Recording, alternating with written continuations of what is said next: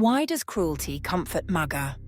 When Donald Trump steps onto a stage, what his supporters crave is not policy detail. It's the spectacle of cruelty.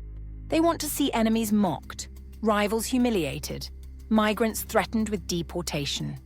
Cruelty is not a byproduct of MAGA politics. It is the very fuel that keeps the movement alive. To understand this, we need to look beyond party politics and into psychology. Authoritarian personalities have always existed. People who long for order, hierarchy, and strong leaders who promise to restore control. But authoritarianism is not constant. It doesn't sit at the surface every moment of life. It waits. And the trigger that brings it to life is fear. Fear of crime, fear of immigrants, fear of cultural change. Trump is a master of stoking these fears. From his very first campaign in 2015, when he branded Mexicans as rapists and criminals, his message has been one of permanent danger. His famous American Carnage speech was not a slip of the tongue. It was a blueprint for keeping his base in a constant state of dread. And when fear takes hold, authoritarian instincts awaken. The craving for a strong man returns. But fear alone doesn't explain the enthusiasm for cruelty. For that, we have to look at status anxiety. Contrary to the stereotype, most Trump supporters are not the poorest Americans. Many are middle class or even slightly better off. What binds them is not poverty, but the sense that their place in society is being eroded. For generations, white men sat atop the hierarchy. Women had fewer rights, minorities were excluded from power, immigrants kept silent. Today, that automatic dominance is slipping away. Women lead corporations, Black and Latino professionals hold high office, LGBTQ Americans demand recognition. To those who once enjoyed unchallenged status, this feels like usurpation. And Trump offers a simple promise: I will put you back on top. That is why cruelty is comforting, because it confirms the old hierarchy.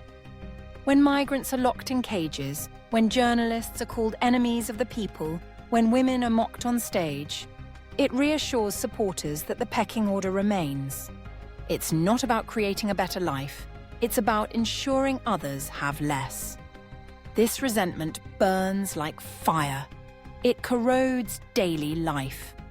Trump rallies become carnivals of insult, where people laugh at degrading nicknames and cheer mass deportations. They are not celebrating prosperity. They are celebrating humiliation. And the identification with Trump is complete. When he is indicted, they feel indicted. When he is attacked, they feel attacked. His victimhood becomes their own. That is why his support often rises after his legal troubles. For them, he is not a billionaire politician. He is a fellow soldier in the trenches, under siege from feminists, minorities, and so-called elites. And it's not just white men. In 2024, Trump made gains among Latino and Black men, and even among some women. Status anxiety crosses communities. Within their own circles, some men feel their authority eroded by empowered women. For them, supporting Trump is a way of restoring hierarchy, even at the cost of voting against broader group interests. This is not just an American story. Across Europe, the same forces are at work. Viktor Orban in Hungary, Marine Le Pen in France, Giorgia Meloni in Italy, they all build movements on fear and resentment. The fear of immigrants, the resentment of cultural change, the longing for a past where hierarchy was unquestioned. For those caught in fear, democracy looks weak. It is slow, it requires compromise, it shares power. Authoritarianism feels decisive. One man speaks, the rest obey. Order is restored. That is why so many MAGA supporters are not just tolerant of dismantling democratic institutions. They are enthusiastic about it. If restoring dominance means undermining checks and balances, silencing minorities, or even ignoring elections, then so be it. The danger is not just Trump. It is the millions of Americans who see democracy as an obstacle to their return to dominance. Some commentators dismiss MAGA voters as fools, narcissists, or psychopaths. That is a mistake.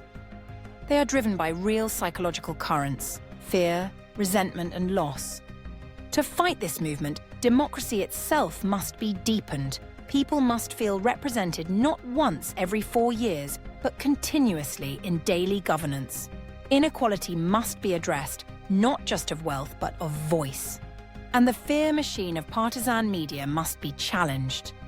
Because when cruelty becomes a source of comfort, democracy is in mortal danger. And this danger is not confined to America.